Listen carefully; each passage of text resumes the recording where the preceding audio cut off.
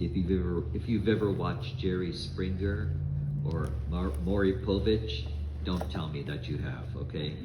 I think I probably watched them a few years ago, just briefly.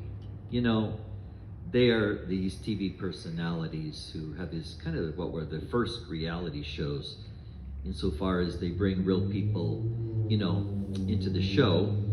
And usually these people are pretty dysfunctional. That's just the way it is, it's true. Their most frequent guests seem to be women who've had a child and are wondering if the boyfriend is the real father or not. So they'll bring the woman out and she'll tell her story.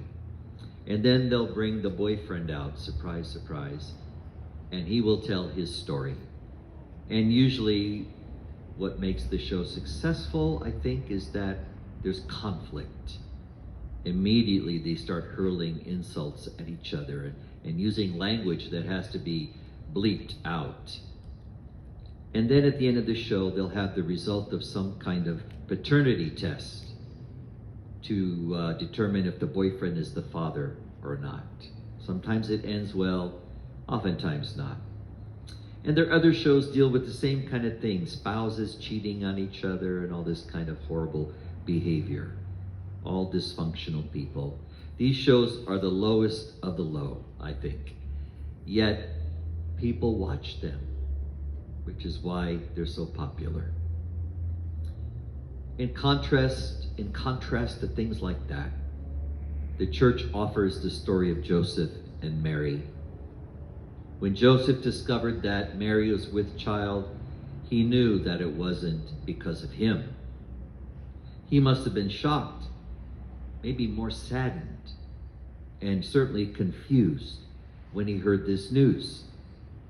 He could have done many things in response. But what did he do?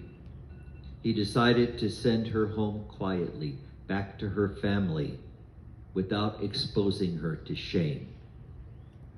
But before he was able to do that, an angel visited him in his dreams. And the angel told him the true story. This child is conceived by the Holy Spirit and will be named Jesus because he will save people from their sins. And then he tells Joseph, don't be afraid to take her into your home as your wife. Joseph, you know, must have been incredibly in love with Mary because he did just as the angel told him. He embraced her as his wife and he adopted the child as his own. He is the one who raised Jesus to be a healthy man. He was the one who taught Jesus the value of hard work. He is the one who set the example of what it means to be a loving husband and father. All these things Jesus learned from Joseph. You probably know that Pope Francis has declared the new church year that we are in to be the year of Saint Joseph. Here's what Pope Francis said. Saint Joseph concretely expressed his fatherhood by making an offering of himself in love, a love placed at the service of the Messiah, who was growing to maturity in his home. The Pope also writes, fathers are not born, they are made.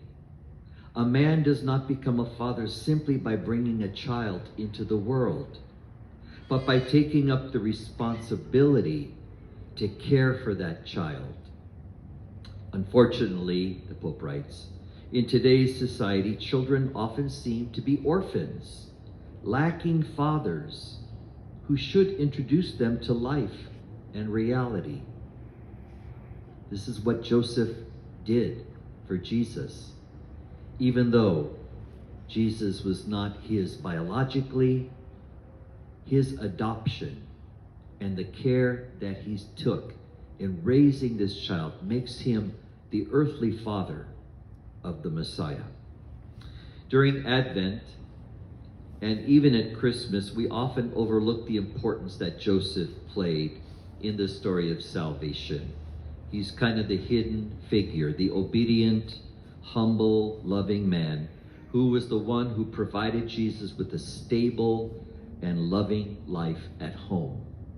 No wonder Jesus grew up to be so functional, not dysfunctional. A functioning man, a well-integrated human being.